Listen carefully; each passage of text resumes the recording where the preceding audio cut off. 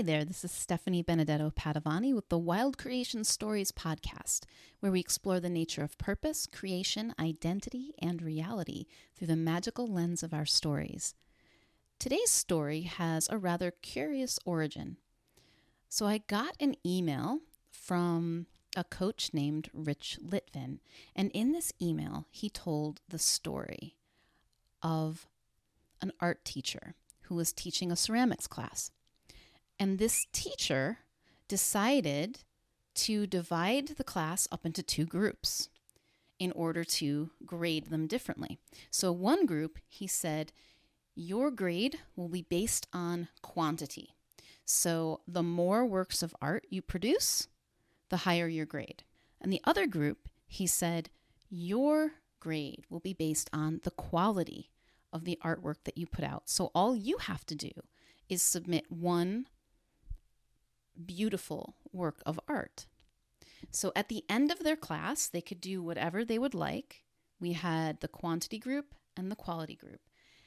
The interesting thing was that the most beautiful pieces of art came from the group that was being graded on quantity. So these were the students who had produced as much as possible, as quickly as possible in order to get the best grade. And interestingly enough, because they'd made the most mistakes and they had the most practice, they also learned from them and iterated and created more and more perfect works of art.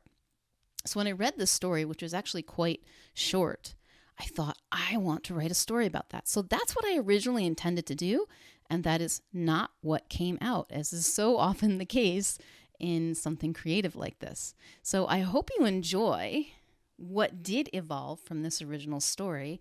This is The Twins of Creation and the Impossible Task. Once there were twins named Formless and Form who shared everything.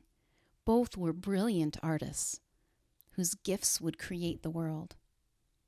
One day, it was time for them to take their art and do what they were born to do. The twins' father gave them a task. Create your art in the world. The one who makes the best art shall receive all that they desire. The twins clapped their hands in delight. There is one condition, he continued. You must not see each other again until the day I call you before me. But we share everything, Father, they protested. We've never been apart. The twins cried and pleaded with their father, but he was resolute. He banished the twins to separate continents and forbid them to see each other. The twins had always been obedient, and so, with tears in their eyes, they began to create, separately. Formless conjured a storm of creation. She dreamed of pottery, paintings, sculptures, carvings. She designed buildings, gardens, and films. She composed music, poetry, and novels in her head. She visualized plays and dances. All the creations of Formless started in a fury of chaotic beauty before collapsing into dust. Try as she might, Formless could not create her art in the world. Meanwhile, Form set to work. He focused and plotted over blueprints. He tinkered and puzzled with prototypes. He poked and tested his creations. Each creation was meticulously planned and strategized, yet died as soon as it was born. Try as he might, Form had no life in his art. Years passed and the twins wept over the repeated failures. What else is possible? They cried out on separate continents. The earth shook with the power of the twins' ask. Plates shifted and continents collided, reuniting the twins once again. Formless and Form embraced with happy tears. Together, the twins began to create. Formless drew inspiration from the vastness of infinite possibilities, then tossed them to Form, who channeled them into structure and shape. Some of their creations were weak and frail, dying before anyone knew they existed. Others were strong and solid, recognized for their practicality or beauty.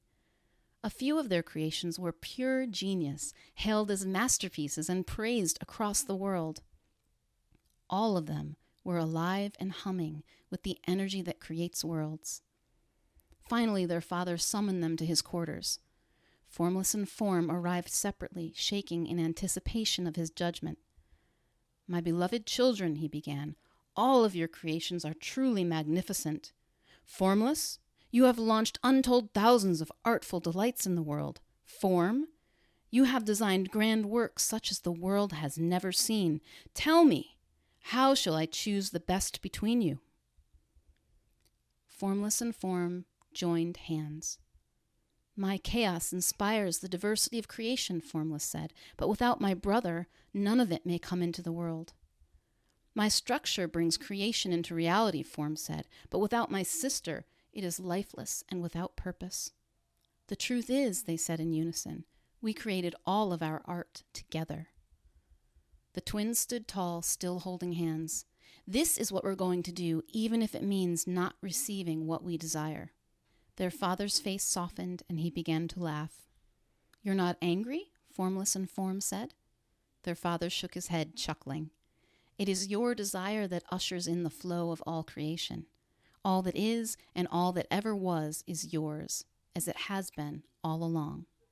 And so it is."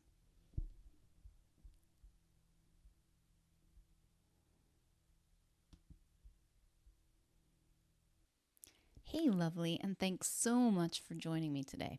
If you'd like to receive a weekly Wild Creation email from me filled with more inspiring stories, marketing experiments, playful questions, new podcast episodes, videos, and freebies, and anything else I happen to be playing with, go to theawakenedbusiness.com/wild creation.